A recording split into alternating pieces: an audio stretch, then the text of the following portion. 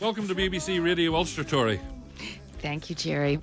Your tour kicks off May the 5th, 7th and 8th in Cork and in Dublin, but sadly Northern Ireland not included this time. A bit of a disappointment up here for your fans. But having said that you're not coming to Belfast this time, if my memory serves me right, you're quite a regular visitor here. You came here very early in your career, back in the 90s, just after the release of Little Earthquakes. Do you remember that? I absolutely remember it. I remember it very well. I played a venue that I don't think is there anymore. But on the 92 tour, it was very much part of the circuit for me. Yes. I was in Ireland a lot. And since then, you know, Ireland's been really very inspirational because I go there to write quite a bit. Why did you decide to buy a house in Kinsale? Because I assume that's the reason you're opening your tour in Cork this year. Yes, Gerry. You know, the thing about it is my father's side, they were Irish, Scottish, and part of my mother's side, the Native Americans, married Irish. And there's always been this understanding about the Trail of Tears, the Native Americans' plight against the Europeans taking their land, I should say stealing their land. Yeah. And so there was always an affinity, an understanding about the history and the story. And I was always just very welcomed by the Irish and fascinated by the mythology, the ancient stories that you all have. I was just completely transfixed by it as a teenager, and I still am. How did you find Kinsale? Why Kinsale?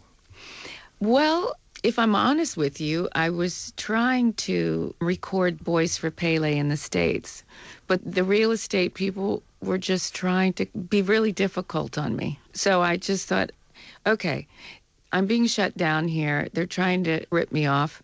So I'm going to find a place where there are warmer, friendlier signs in the air. And all roads started to point to Ireland. Goodness. And so we recorded the record in Delgany in County Wicklow in a church for the first portion. And then for the second portion, we recorded it in the old Ballywilliam house in Kinsale. Well, how much of the year do you spend here and in the UK and in America? How do you work out your year? Well, it's different all the time. The Florida house, I guess, you would say, is my home.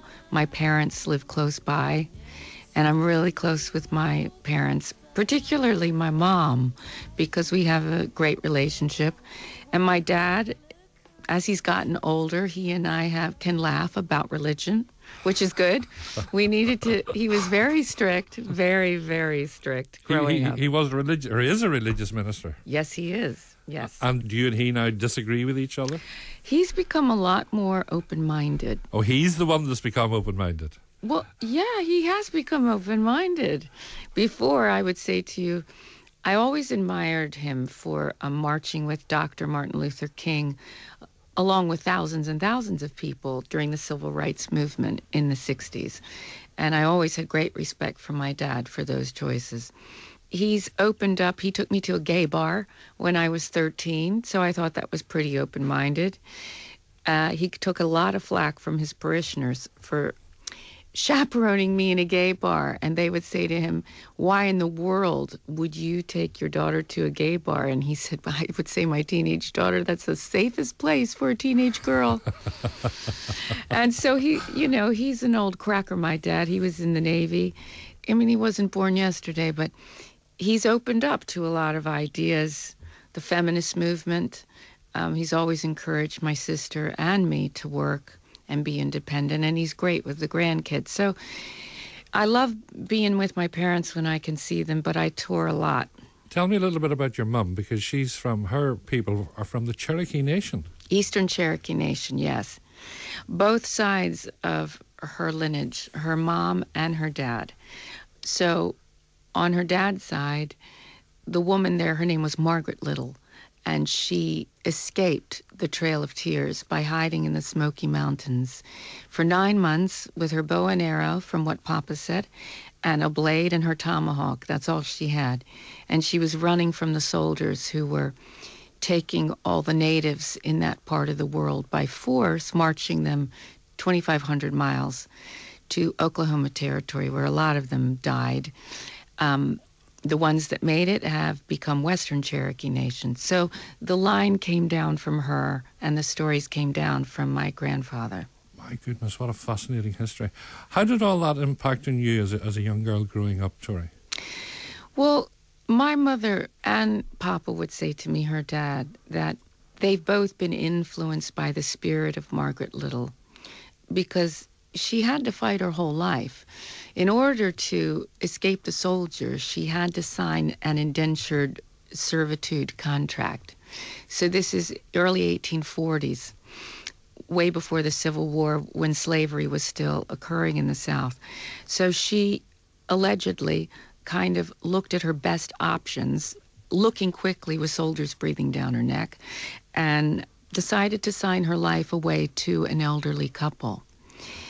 Soon, the woman had died, and not long after, Margaret Little had, as they say, a bun in the oven, and the old man married her.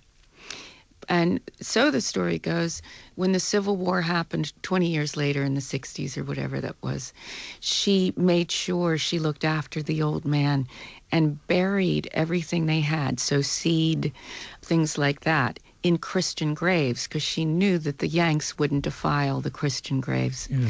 So she's given me great strength in the way that she would look at life, the patriarchy, how she would battle for her beliefs and for her family.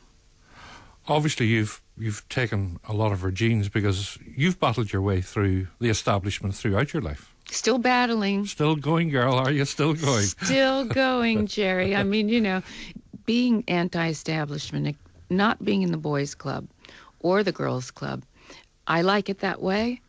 I have made that choice through my career, and that means sometimes I get along with people, and sometimes people are not open to that. But you know what? I'm okay with that, because the art comes first, and I don't walk on eggshells when it comes to the art. Yeah, yeah.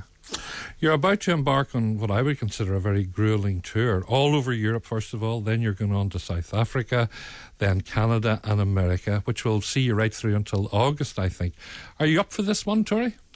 That's a good question. I mean, my 13-year-old told me, you know, Mom, you're 50, so no excuses, go rock.